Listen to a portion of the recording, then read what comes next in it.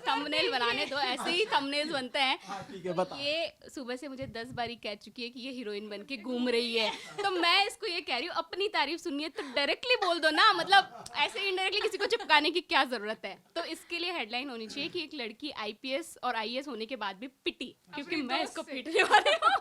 दोस्त से पिटी। तो मैं इसको ऐसा सच में है क्या? नहीं, ये तब से एकदम टिप टॉप होके घूम रही है कि लल्लन टॉप वाले आएंगे। अब मैं इसको कह रही हूँ फुल हीरोइन बन के घूम रही है लड़की, खूबसूरत तो ये है ही।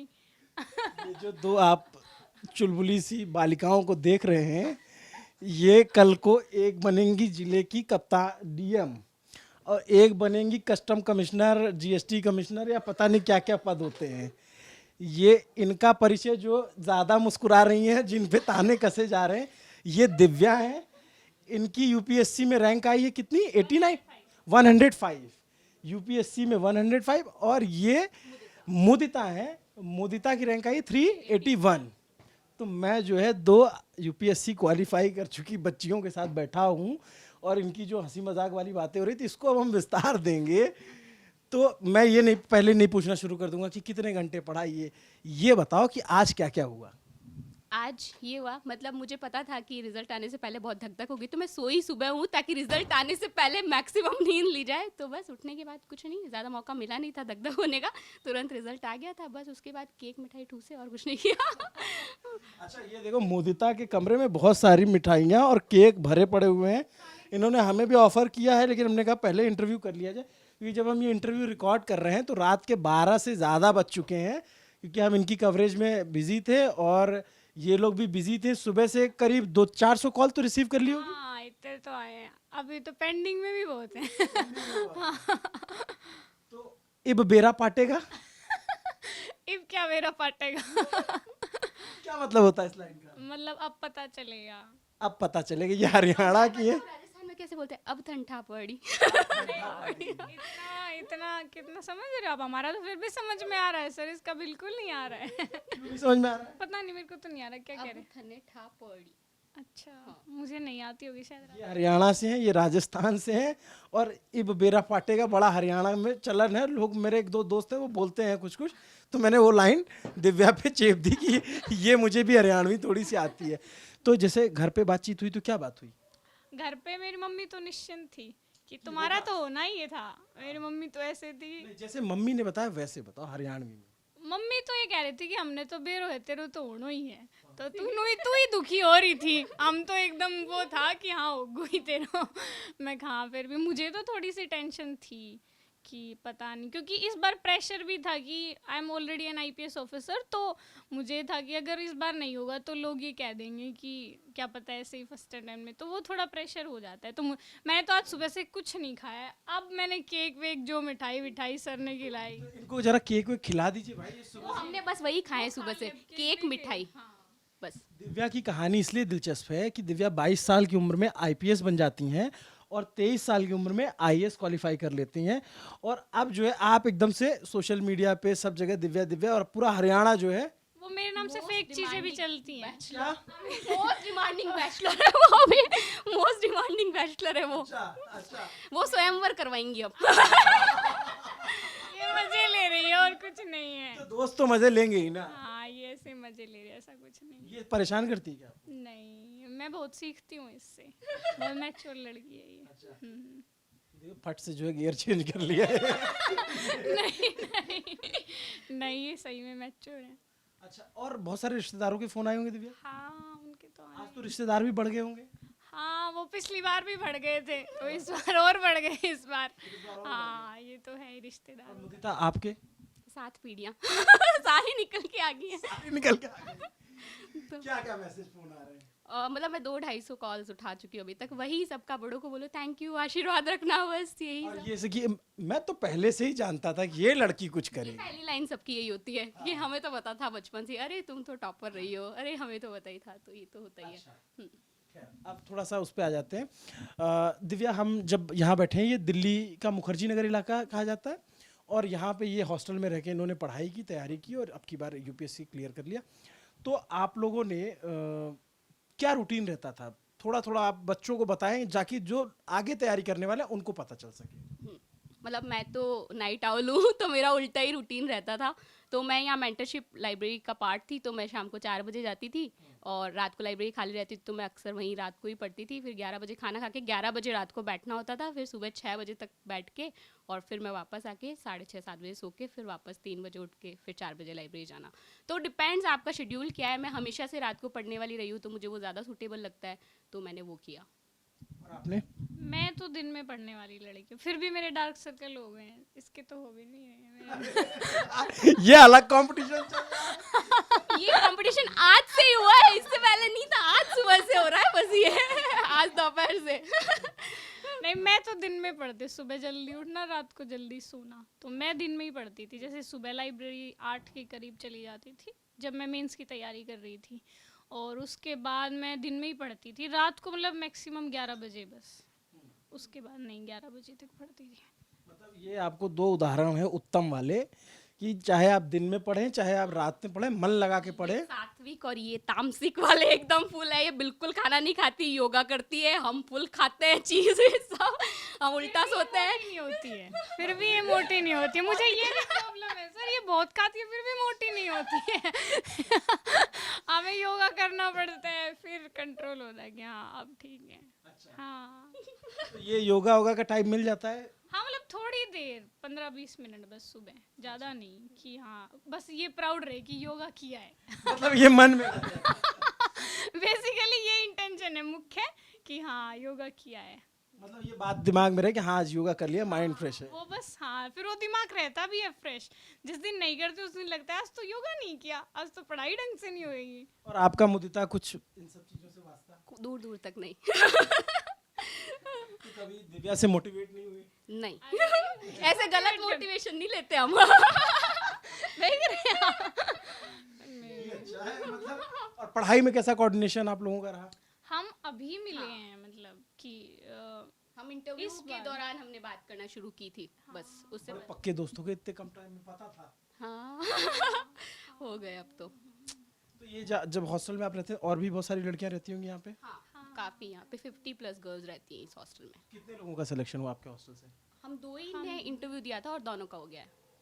हाँ मतलब हॉस्टल ने 2 लोग इंटरव्यू में पहुंचे, वो 100% रिजल्ट आ गया। हाँ तो आपके क्या सब्जेक्ट थे ऑप्शनल? मेरा हिंदी लिटरेचर ना। और आपका? हिंदी लिटरेचर। अच्छा, दोनों ने हिंदी। अच्छा, आपकी बार मैंने सुना है कि हिंदी में सबसे ज्यादा अच्छा रिजल्ट रहा है हिंदी लिटरेचर सब्जेक्ट। वो शायद हर बार ही हिंदी मीडियम वालों का तो हिंदी लिटरेचर में ही रहता है।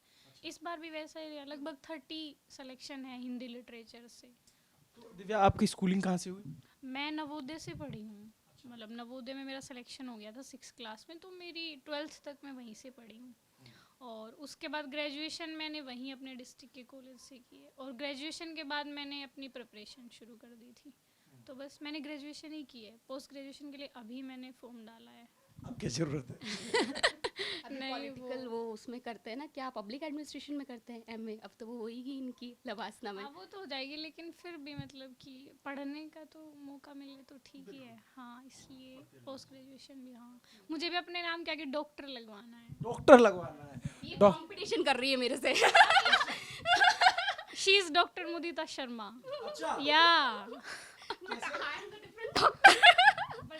मतलब ये एमबीबीएस किया है इसने, अच्छा। तो इसलिए इसके डॉक्टर मुदिता शर्मा लगता है। फिलॉसफी करना चाहती है और हम एमबीबीएस वाले हैं। नाम क्या तो डॉक्टर लग ही जाएगा। हाँ, मुझे बस वो चाहिए, डॉक्टर दिव्या तंवर। ये इस पे राष्ट्रव्यापी बहस होनी चाहिए कि कौन से डॉक्टर के आगे क्या लगना चाहिए। उस वाले डॉक्टर के आगे छोटा डॉट लगेगा और उस वाले डॉक्टर के आगे बड़ा डॉट। नहीं तो कम से कम ब्रैकेट में पीएचडी एमडी डीएम तो लिखा ही जाना चाहिए, है ना। वो वाले डॉक्टर ज्यादा मेहनत करते हैं, आप वाले बहुत ज्यादा भाई, बहुत ज्यादा। पता नहीं है, पर हाँ डॉक्टर्स का रोल तो काफी मतलब है। 10 साल तो उनका बेसिक ही है ना, एमबीबीएस किया, फिर एमडी किया, डीएम किया, तो 13 साल की आपकी सिर्फ पढ़ाई है। जैसे लोग कहते हैं कि 300 रुपए फीस ले ली जाती, वो 13 साल से पूरे बाल उड़ा चुका है ना, तब वो 300 रुपए फीस ले रहा है आपसे, तो बहुत टफ पढ़ाई फिर है। भी डॉक्टर यूपीएससी में आ रहे हैं, ये कंपटीशन अलग से बढ़ा दिया है। ये अलग से इतनी पढ़ाई कर रखी है, इन्होंने जॉब भी की है, उसके बाद अब यूपीएससी। हाँ मतलब आप डॉक्टर साहिबा आप तो एमबीबीएस कर लिया, आप राजस्थान के कहाँ से रहने वाली हैं? मैं राजस्थान की नागौर जिले की मेड़ता की रहने वाली हूँ। तो मेरी स्कूलिंग जो है 8th क्लास तक वहीं के आदर्श विद्या मंदिर स्कूल में रही है, इसलिए मेरी स्कूल का भी बहुत कंट्रीब्यूशन है मेरी हिंदी बेटर होने में। और फिर वहाँ के गवर्नमेंट स्कूल से मैंने 9th 10th 11th 12th किया, और 10th में मेरी मेरिट भी थी, स्टेट टॉपर थी मैं, तो मेरे को जापान गवर्नमेंट का एक स्कॉलरशिप भी मिला था। तो उसके बाद बस फिर चीज़ें फिर धीरे धीरे, वहाँ जब हम जापान गए तो मुझे रियलाइज़ हुआ कि क्या डिफरेंसेस हैं दो कंट्रीज़ में। तो बैक ऑफ द माइंड कहीं ना कहीं था कि कुछ बेटरमेंट के लिए करना है। फिर उसके बाद आपने एमबीबीएस कहाँ से किया? एमबीबीएस मैंने किया जोधपुर के ही डॉक्टर एसएन मेडिकल कॉलेज, वहाँ पे गवर्नमेंट मेडिकल कॉलेज है, वहाँ से एमबीबीएस किया। फिर कोविड में क्योंकि सेकंड वेव में बहुत ज़्यादा रिक्वायरमेंट थी डॉक्टर्स की, तो फिर मैंने मेरी प्रिपरेशन को पॉज करके एक बारी जॉब की। फिर जब चीज़ें थोड़ी सेटल डाउन हुई तो फिर इस बार वाला, उसमें फील्ड में थी, हाँ मैं पीपी किट वाला प्रॉपर जो होता है सब। डॉक्टर बन गई थी, तो इनका कंपटीशन क्यों बढ़ाने आ गई, क्या वजह थी? हाँ बात अभी और बढ़ाएंगी इस साल बच्चों का, कैसे? फिर से दे रही है ना ये अटेम्प्ट। हाँ, अभी आने वाले बच्चों का फिर से बढ़ाएंगी ये। ये थोड़ा सिस्टम समझाइए क्या है? मतलब इस बार इनको आईआरएस मिलेगा मे बी, तो अब ये फिर से प्रीलिम्स देंगी, इनको आईएएस बनना है ना, तो फिर से बच्चों का कंपटीशन बढ़ाएंगे ना मैम। आप कहो तो नहीं बढ़ा है। हाँ she wants to become proper IAS officer. ये तो बन जाएंगी, हाँ, ये बनेंगी बनेंगी, हाँ बनेंगी बनेंगी, पक्का है। पक्का पक्का है इनका। आप इतनी पढ़ाई करेंगे फिर भी डार्क सर्कल्स नहीं आएंगे। देख लो। और योगा भी नहीं करूँगी तब भी मैं। तब भी और खाऊंगी भी अनहेल्दी। फिर डॉक्टर है ना, इनके पास सब चीज का इलाज है। सही कह रहे हो, बताती नहीं है लेकिन ये। अच्छा, हाँ, मैं पूछती भी हूँ कई बार, मुझे इतने डार्क सर्कल हो गए हैं देख लो, फिर भी नहीं बताती। इसके देखो बिल्कुल नहीं है। अरे इसके तो अलग ही चिंता हो रखी है। आज दोपहर से हो रहा है कंपटीशन, उससे पहले नहीं था। बस आज दोपहर से हो रहा है इनको। अच्छा ये बताओ आप दोनों कितना घंटा पढ़ना चाहिए, मतलब डेडिकेशन के साथ? पूरी नींद होने के बाद जितना बचे बस। सोते तो हम दोनों ही बहुत हैं। हाँ। ये भी बहुत सोती थी, मैं भी बहुत सोती थी। कितनी नींद लेनी चाहिए प्रॉपर? मतलब मैं तो 9 घंटे तो लेती थी, 9 घंटे तो सोना ही है, मतलब चाहे उसको मतलब- कैसे भी पूरा करो, मतलब है ना। 8:30 के 8 होते ही तो हमें लगता है आज नींद नहीं हुई ढंग से। हाँ। मैं भी 9 घंटे तो पूरे सोती सोने थी। वाले लोग। मेंस के टाइम भी उस टाइम पर थोड़ा सा कम हो जाता है, वो इतना प्रेशर होता है, लेकिन फिर भी। और नींद लेना मुझे लगता है ठीक भी है, मतलब जब तक आप आपका माइंड फ्रेश नहीं होएगा, आप पढ़ भी नहीं पाएंगे उतने अच्छे से। हम तो मतलब पढ़ाई के बीच बीच में भी पावर नैप लेने वाले लोग हैं कि 50 मिनट पढ़ा, 10 मिनट सो के फिर उठ के 50 मिनट पढ़ा वाले। वो कारगर होता है? बिल्कुल होता है, क्योंकि ऐसा रिसर्चेस कहती है कि ह्यूमन ब्रेन की जो कंसंट्रेशन होती है वो 50 मिनट स्ट्रेट एक बार में रह सकती है, उसके बाद उसको ब्रेक की ज़रूरत होती है। तो मैंने तो किया ये।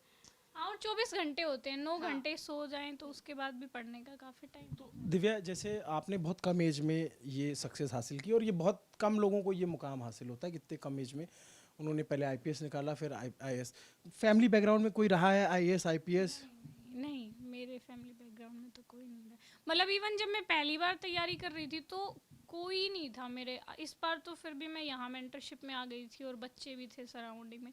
उस टाइम तो मेरे रिलेटिव या मेरे स्कूल से या मेरे कॉलेज से किसी में कोई नहीं था यूपीएससी का, लेकिन मैं मेंस के टाइम यहाँ आ गई थी, तो मेंटरशिप से मतलब मुझे बहुत। क्या है ये मेंटरशिप? मतलब दृष्टि का प्रोग्राम है इनका कि ये हमें टेस्ट अवेलेबल कराते हैं, हमारी बुक्स मतलब कॉपी चेक होती हैं, और मतलब मेंटर्स भी होते हैं आपके लिए कि आप इंडिविजुअल जाके अगर आपकी कुछ डाउट्स हैं तो पूछ सकते हैं उनसे जाके। हाँ, तो बाकी जितने टीचर होते हैं आप एक्सेसिबल होते हैं सारे? मतलब मेंटर्स वहाँ पे होते हैं क्योंकि उस टाइम आपको पढ़ाई नहीं करनी होती है, उस टाइम आपको सिर्फ डायरेक्शंस चाहिए होते हैं कि यहाँ पे आप थोड़ा सा इम्प्रूव करिए या ये वाला पोर्शन आपका, तो वो मेंटर्स आपकी कॉपीज देख के बता देते हैं कि मतलब हाँ। मेंटरशिप प्रोग्राम का सबसे बड़ा फायदा है कि कस्टमाइजेशन ऑफ योर प्रिपरेशन, क्योंकि your mentor knows about your strength and weaknesses, तो वो एक उस पर वर्क हो जाता है इंडिविजुअली। जब वो जानते हैं आपकी कॉपीज़ को देखते हैं, तो मुझे लगता है मेरे केस में भी, क्योंकि मैं बहुत ज़्यादा नहीं पढ़ पाई थी, ह्यूमैनिटीज़ बैकग्राउंड से नहीं थी, तो कम टाइम में चीज़ें कैसे मैनेज हुई, तो mentorship is a working thing. इसके क्या ज़्यादा पैसे लगते हैं? नहीं, इट्स फ्री ऑफ कॉस्ट। हाँ, अच्छा, या इट्स फ्री ऑफ कॉस्ट। अभी हम थोड़ी देर पहले गए हुए थे इसी मुखर्जी नगर के, आपको वो वीडियो भी लिंक पे मिल जाएगा। तो वहाँ 2 लड़के प्रिंस और गगन मिले, वो भी आईएएस के लिए क्वालिफाई किया है। तो उनके कमरे में हम थे, और ये मुदिता का कमरा है। तो आपको जो ये लड़का लड़की के कमरे की बात होती है, उसका फ़र्क आपको समझ में आता है कि लड़कियाँ ज़्यादा व्यवस्थित तरीके से रहती हैं। ऐसी बात यहाँ आकर के थोड़ा थोड़ा मुझे लगता है ऐसा।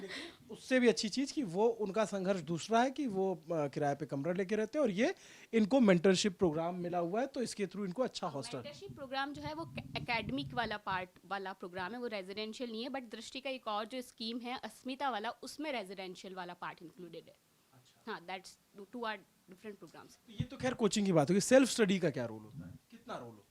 मतलब सेल्फ स्टडी का रोल तो काफ़ी होता है, क्योंकि आपको अपनी चीज़ें पता होती हैं कि आपको कौन सा पोर्शन मतलब अच्छे से आता है, या आपकी स्ट्रेंथ कहाँ है, वीकनेस कहाँ है। तो मुझे लगता है देखो, पढ़ना तो आपको ही है, करना तो आपको ही है, कोई आपको बता सकता है लेकिन वो चीज़ें आप ही करेंगे। तो मुझे लगता है हाँ भाई, खुद के साथ ऑनेस्ट रहो। मुझे सबसे यही लगता है इस जर्नी में कि आप खुद के साथ ऑनेस्ट रहो। आपको पता है कि आप कितना पढ़ रहे हैं, कितना मन लगा के पढ़ रहे हैं, कितनी ईमानदारी से।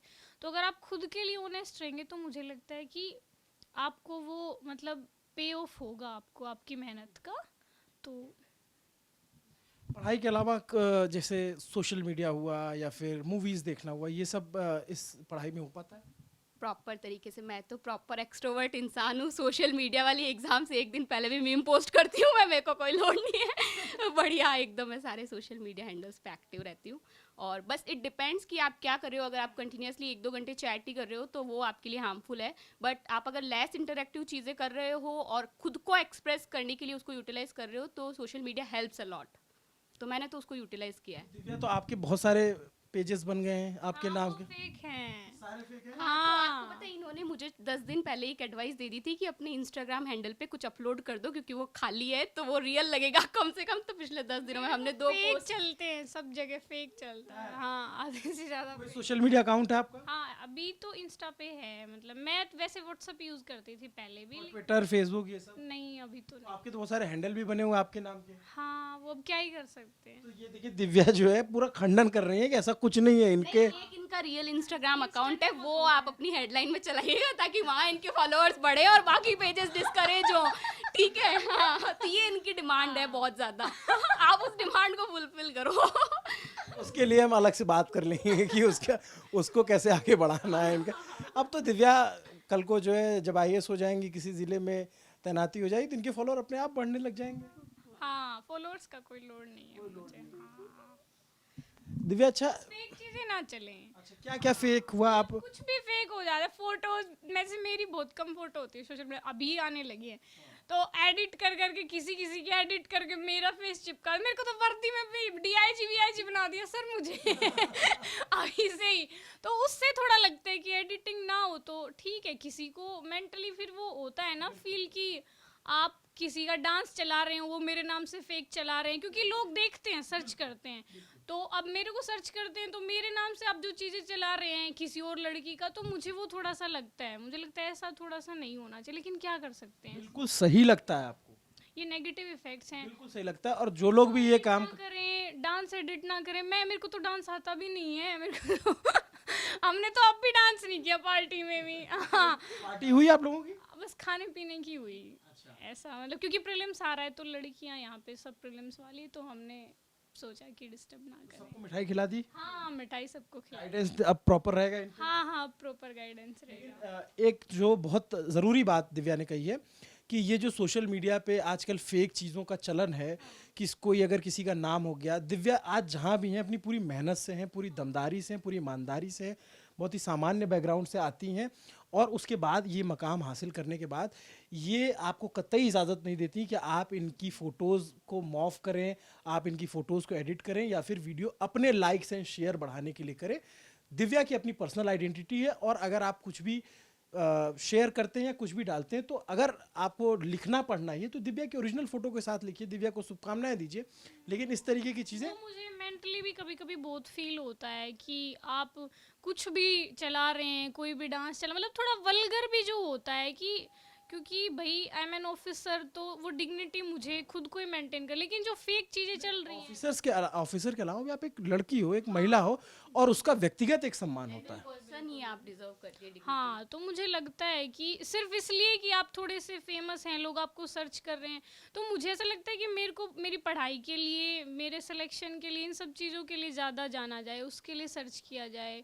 और मैं तो यूट्यूब का कोई मेरा चैनल नहीं, लेकिन मेरे नाम से इतना फेक सब कुछ, वो ठीक है कि आप अगर बच्चों को मतलब मेरी चीज़ें दिखा रहे हैं, मतलब मेरे स्ट्रेटजी के बारे में, वो ठीक है, लेकिन ऐसी चीज़ें ना करें जिससे मुझे प्रॉब्लम हो, कि मेरी फ़ोटो एडिट कर रहे हैं, किसी की भी फ़ोटो पे मेरी फ़ोटो डाल रहे हैं, तो बस इसीलिए। ये आजकल कुछ लोगों को ज़रा बड़ा बेफजूल का रोज़गार मिला हुआ है कि कोई बच्चा सक्सेस हो जाए या कोई व्यक्ति सक्सेस हो जाए तो उसके नाम से फेक चीज़ें बनाना। और हमारी निजी राय भी है, हमारे संस्थान की भी राय यही है और समाज की भी राय यही है कि ऐसा नहीं होना चाहिए। इससे किसी भी बच्चे के मानसिक असर पड़ता है और उसके अगर इतना डेडिकेशन ना हो तो कई बार उसके रिजल्ट में भी उसका फ़र्क नज़र आ जाता है। तो दिव्या, अभी जैसे अब आपका सिलेक्शन हो गया, घर वाले खूब खुश होंगे, मम्मी से बात हो रही होगी और भी लोग तारीफ कर रहे होंगे। कभी ये सोचा था कि इतने कम एज में ये सक्सेस मिल जाएगी? नहीं, ऐसा तो नहीं सोचा था, लेकिन मेरा थोड़ा शुरुआत से क्लियर था कि मुझे यूपीएससी करना है, और मुझे लगा थोड़ा भगवान का साथ रहा, मतलब कि पहले अटेम्प्ट में भी मतलब आई गोट आईपीएस, और इस बार भी पर मैंने मेहनत की, मतलब मेरी मेहनत में वो है ना कि मैं बस अपने लिए ईमानदार थी, मुझे पता था कि हाँ पढ़ना है और मतलब मेहनत करें, तो मुझे लगा कि बस भगवान का साथ रहा तो शायद मिल गया वो जो चाहिए। भगवान के साथ साथ आपकी अपनी मेहनत भी है। और वैसे घर में आपके कौन कौन है जो आपको एकदम सपोर्ट करते हैं? मम्मी है मेरी सिस्टर हैं छोटी, और मेरा भाई है छोटा, मतलब मैं बड़ी हूँ हम। हाँ हाँ, बच्चों में बस।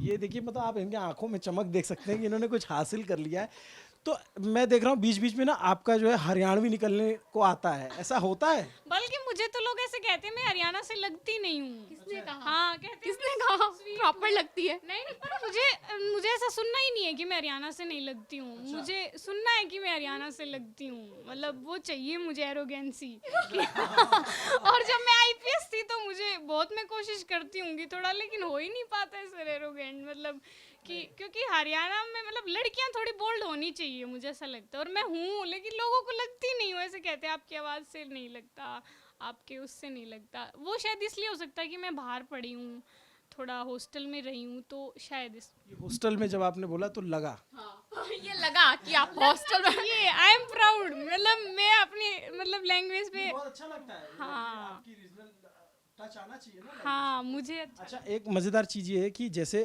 हरियाणा पहले थोड़ा सा रूढ़िवादी स्टेट माना गया, या फिर और भी कई सारे स्टेट हैं, लेकिन उससे आप देखो कि लड़कियां कितना बेहतर कर रही हैं, चाहे ओलंपिक में हो, चाहे एथलीट हो, चाहे, और अब जो है दिव्या जैसी लड़कियां भी निकल रही हैं, तो फिर हरियाणा को तो पूरा प्राउड होगा ही, पूरे इंडिया को आप पे प्राउड है।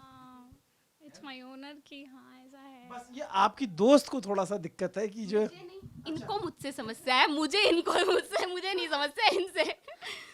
तो मुदिता, आपकी फैमिली में कौन कौन है? मेरे ग्रैंडफादर अभी एक्सपायर हो गए, तो he has been my inspiration. और मेरी दादी जी हैं, और मेरे फादर हैं जो कि प्रिंसिपल है, मेरी मदर हाउसवाइफ हैं, but both my parents have sacrificed many things. मतलब वो पूरी पूरी रात जगने वाले लोग हैं कि बच्चा पढ़ रहा है तो हम पूरी रात ऑल्टरनेट जगेंगे, पहले मम्मी फिर पापा, रात को बनाना खिलाना वाला टाइप्स। तो हमारे घर का माहौल शुरू से पढ़ाई वाला ही रहा है। मतलब उन्होंने एक ट्रिप भी नहीं किया है आज तक इन एंटायर लाइफ, क्योंकि उन्होंने अपनी पूरी ज़िंदगी अपने बच्चों पे वो की है, और वो फ्रूटफुल भी हुआ है।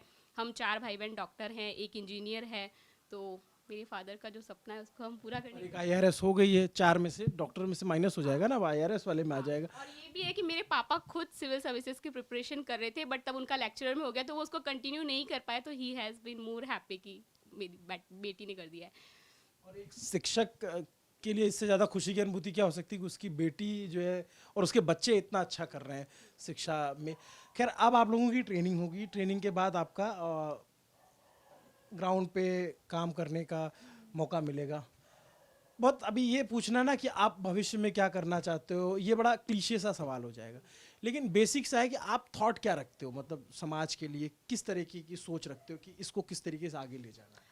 मुझे बेसिकली मतलब मेरे जो माइंड में है कि मैं तो बेसिकली महिलाओं के लिए काम करना चाहती हूँ।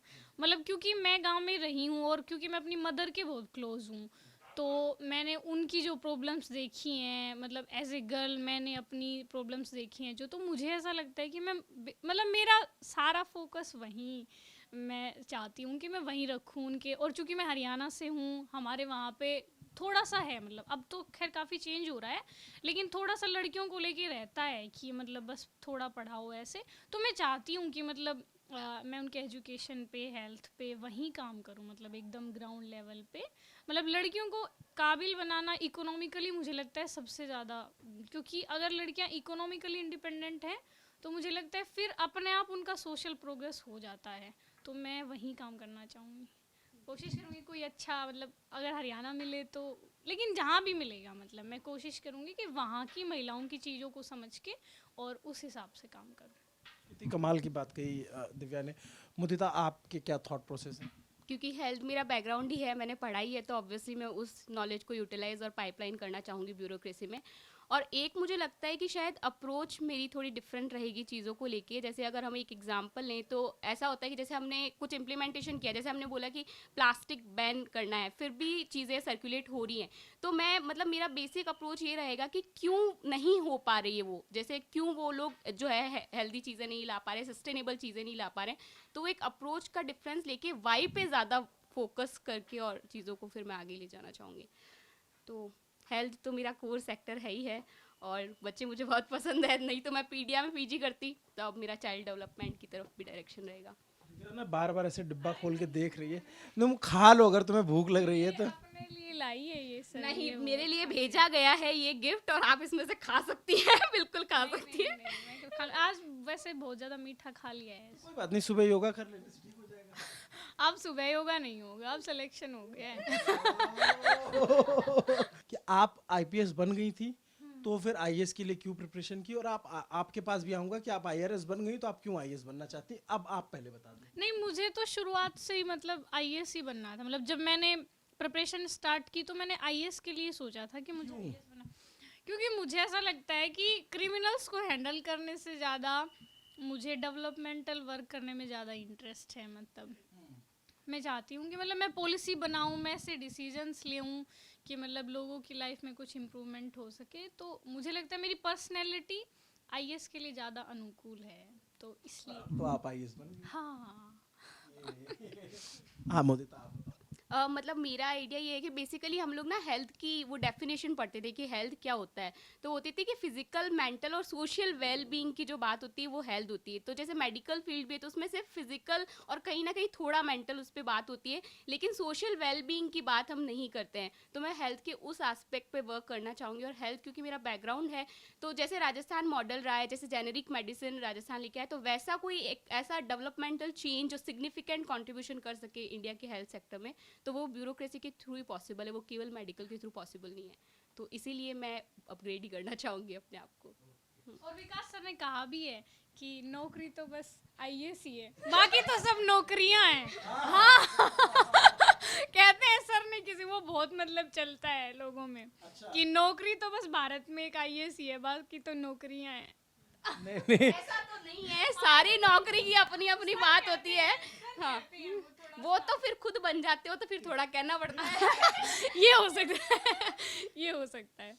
मतलब मेरा पर्सनली डिफरेंट थोड़ा मानना है। मतलब एक स्वीपर भी अगर वो कंट्रीब्यूट कर रहा है, या मेट्रो पे कोई गार्ड भी अगर कंट्रीब्यूट कर रहा है, तो वो अपनी कैपेसिटी में बहुत ज़्यादा अच्छा कंट्रीब्यूट कर रहा है।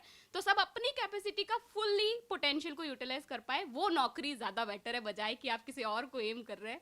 तो मेरा थोड़ा डिफरेंट इस पर। हाँ, हो सकता है। मैं भी ऐसा नहीं कह रही हूँ कि कोई काम गलत, छोटा है बड़ा है। मेरे बस कहने का मतलब है कि सर का ऐसे चलता है और हम सर के फॉलोवर हैं, तो थोड़ा सा मतलब वो बस ऐसे ही सबकॉन्शियस माइंड में रहता है। बहुत दिलचस्प है। दोनों से बातचीत की हमने और कितने सहज तरीके से बात की, कैसे इन्होंने तैयारी की उस पर भी बात हुई, और इनका जो थॉट प्रोसेस है उस पर बात हुई, जो इनके चैलेंजेस हैं उस पर भी बात हुई। और बहुत बेबाकी से दिव्या आपने भी और मुदिता आपने भी बात रखी। ललन टॉप के जो भी दर्शक ये वीडियो देख रहे हैं, वो मुझे उम्मीद है कि वो आप दोनों की बहुत सराहना करेंगे, क्योंकि इतना बोल्ड होकर के खुल के बात करना, अपनी चीज़ों को रखना बेहतर तरीके से, ये बहुत ही आसान चीज़ नहीं होती है। कई बार आप होता है कि आप बोलते अच्छा हो लेकिन कैमरा ऑन होता है तो लोग नहीं बोल पाते, लेकिन आप दोनों ने एकदम बढ़िया शुरुआती एकदम बढ़िया है, और दोनों वाचाल तरीके से लड़ते हुए आप लोग ऐसे हंसते मुस्कुराते रहें, समाज के लिए, देश के लिए, अपने प्रदेश के लिए कुछ ना कुछ अच्छा करते रहें, ये आपको शुभकामनाएं हैं। और आपके जितने साथी हैं इस हॉस्टल के, उनके भी कमरे में इसी तरीके की मिठाई अगले बरस आए, इसकी भी हम कामना करते हैं। ये वीडियो आपको कैसा लगा कमेंट करके ज़रूर बताइए। हम भी भी इस वीडियो को लास्ट में वो करना चाहेंगे कंक्लूड कि लल्लन टॉप हम देखते हुए बड़े हुए हैं, तो लल्लन टॉप पे आना हमारे लिए भी प्रिविलेज है, तो हमें बड़ा अच्छा लग रहा है। हाँ भी लल्लन टॉप हाँ मैं देखती हूँ, विकास सर का आपने इंटरव्यू लिया वो देखा, एक ईरा सिंगल मैम का आया आपके उस पे वो देखा, तो मैं भी देखती हूँ। लल्लन टॉप के लिए भी ये कमाल की बात है। इसी नोट पे हम ये वीडियो ख़त्म करते हैं। आपको ये पूरी बातचीत कैसी लगी कमेंट करके ज़रूर बताइए। मेरा नाम है अभिनव पांडे, कैमरे के पीछे मेरे बहुत ही दमदार दोस्त पंकज हैं, पंकज सैनी, ये भी हरियाणा से ही हैं, दिव्या के। और हम इनको सर को भी थैंक यू बोलना चाहेंगे, इनको भी फ्रेम में लीजिए, हमारे मेंटर्स और हैं ये। सर आइए। आइए सर आइए। बिल्कुल ये कि सर ने बहुत ज़्यादा मेहनत की है हमारे ऊपर, तो ही डिजर्व्स दैट ओनर। इन दोनों का ही योगदान है, पढ़ाई का है। ये बहुत मेहनती हैं, अपने अपने बैकग्राउंड में इन्होंने जहाँ इन्होंने अपनी पढ़ाई की थी वहाँ खूब अच्छा परफॉर्म किया है। फिर एक मेंटर के तौर पर और एक संस्था दृष्टि संस्थान में एक काम करने के तौर पर मैं खुद भी अपने आप को सौभाग्यशाली समझता हूँ। ऐसे स्टूडेंट के साथ टाइम स्पेंड करना, इनके साथ काम करना डिज़र्व करती हैं दोनों। और मैं ये भी दावा कर सकता हूँ कि आज के 10-20 साल बाद जब आप देखेंगे तो सोच इस तरह की लाइफ में जहाँ एडमिनिस्ट्रेशन बहुत बड़े बदलाव ला सकता है, कोई ऑफिसर बहुत बड़े चेंजेस ला सकता है, तो इन दोनों के बारे में आप कहानियाँ सुना करेंगे आगे। जी, तो आपको पूरी ये बातचीत कैसी लगी कमेंट करके ज़रूर बताइएगा। देखते रहिए दी लल्लन टॉप। शुक्रिया।